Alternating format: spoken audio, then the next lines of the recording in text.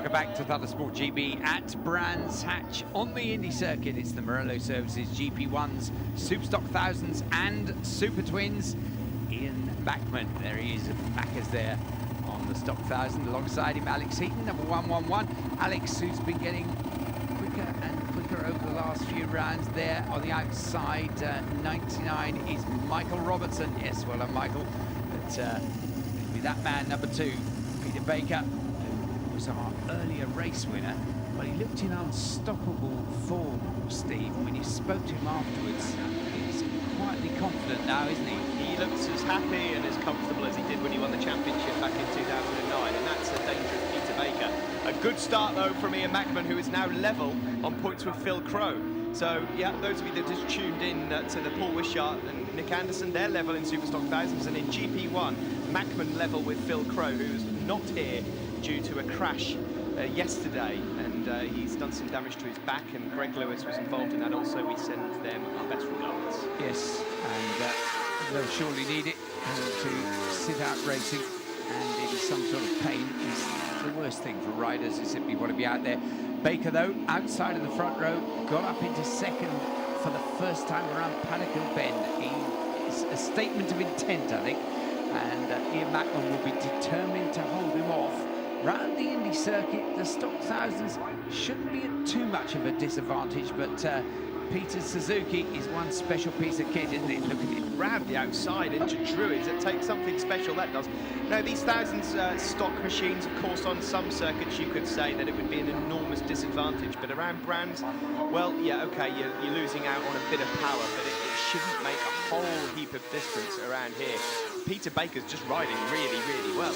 Brilliant start by the returning Rob Ellesmere as well. He's in 5th place at the moment, and encouraged by his comeback ride in the earlier race. He's been out for a long time, and I think, as he said himself, a little bit ring rusty, but one of the most determined customers you're ever going to get. He just absolutely, totally in love with racing bikes. Yeah, he's just up ahead of Dave Twyford at the moment. He'd love, dearly love to get up with these 4, but they've all been so quick this weekend. Baker, though, I just can't get over how much of an improvement we're seeing in the latter part of this season compared to the start. It was going so wrong for the Morello Services rider at the start of the round. He couldn't buy a win. He got his first win at Snetterton, and since then he's not looked back. Bachmann in 2nd position. There's Mick Robertson, number 99, just ahead of Alex Heaton on the Ducati. Yeah, Alex looking very racy, isn't he? He's right with Robertson there, but can't find a safe way through. Tom Webb just went through there. There's Scott Adam. He's out on borrowed machinery, competing to get some points in the Super Twins. No Lee Revely here, of course. He's pretty much the champion of Super Twins, elect, if you like. He's not here this weekend, but he will become the first ever Thundersport rider to have won the same championship 3 times when he gets to Old Park. Well, that's an interesting record too, as they charge down from Druids into Graham Hill Bend, and the leaders come through 30s. Peter Baker just holding it. Oh, Michael Robertson, that's not the right line to take. He's just clipped the inside at McLaren, run wide. He's lucky to have some tarmac left, but that is a scary moment for Mick Robertson in 3rd. Yeah, we should mention, of course, again, like Paul Wishart, that we saw in the 600s, that Michael Robertson learning all the circuits as he goes this year. He and Paul Wishart coming south of the border, and this, for them, is stuff they might have only seen on telly before, so they're learning their way round as they go. Doesn't stop them being right up the sharp end as far as the racing is concerned. Dave Twyford's got himself up ahead of Rob Ellesmere. Further behind, Jamie Wilkins was just behind Duncan Gibson. Duncan, the leading Super Twin rider, number 268 on a Ducati, having a great ride. There's Charlie Flett, about to be lapped here by Pete Baker. There's no looking back here for Baker. He's down in the 47.8. That's the lap time he's just put in a little while ago is about 1,000ths off Rob Hoyle's lap record, I think, around here. Yeah, it's a smidgen. You think maybe did he, but no, I don't know whether they can get him a signal from the pit lane, but it's a bit hard to say to somebody, can you put a bit of extra effort in? We need another 1,000th of a second, but that actually is all that he's shy of. There we see Bachmann being pursued by Robertson, of course, 2nd and 3rd onto track overall, but 1st and 2nd of the Stock Thousands. And there's Rob Ellesmere once more trying to close down on Dave Twyford.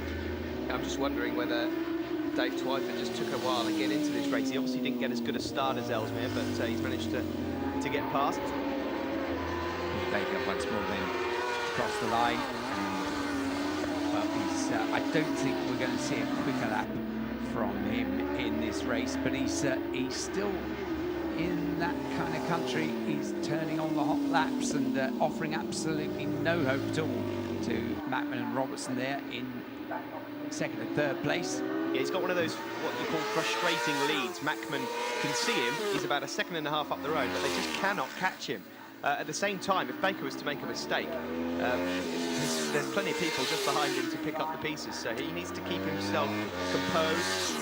As you see, 76, that's Jason Bayard. Look at Rob Ellesmere now. He's trying to find a way through Dave Twyford, but they come upon a slower rider.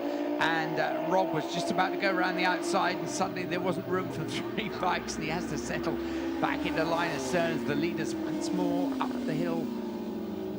And chasing hard after Peter Baker. There he is, out front. Into the tricky left-hander Graham Hill bend. It's a hard corner to get right, that one. You've got to pick the right line, otherwise you'll be on the green stuff. Mackman, some laps, looks like he's closing the gap, but then Baker's able to just stretch it out again, so he's in complete control at the moment. I think Ian also knows that just over his shoulder, you know, one twitch and Michael Robertson will be through. So it's hard to concentrate on, well, hard to work out what to concentrate on most, who's ahead or who's behind. Rob Ellesmere, though, got up ahead of Dave Twyford. Yeah, let's not forget, of course, Ian Mackman, if he finishes where he is, he's the new GP1 championship leader, and he's also got a Superstock 1000 Cup championship to defend from Mick Robertson as well. So if he stays where he is, I'm sure he'll be very, very happy. Yeah, Peter Baker, though, out the front. You can see how hard, that's a lovely sight, great shot when you see him coming along Coop straight towards you. Oh, we've got a rider down there, and that's Alex Heaton. Alex. That's on the exit of Graham Hill, but that's fair way down the Cooper Straight. May have just run out of road. Yeah, look at the trace on the track there. I think that's an accident that may have started a long, long way back down the road. And the leaders, meanwhile, coming up to the start-finish line in amongst the traffic. And it is still Peter Baker that heads proceedings onto the last lap.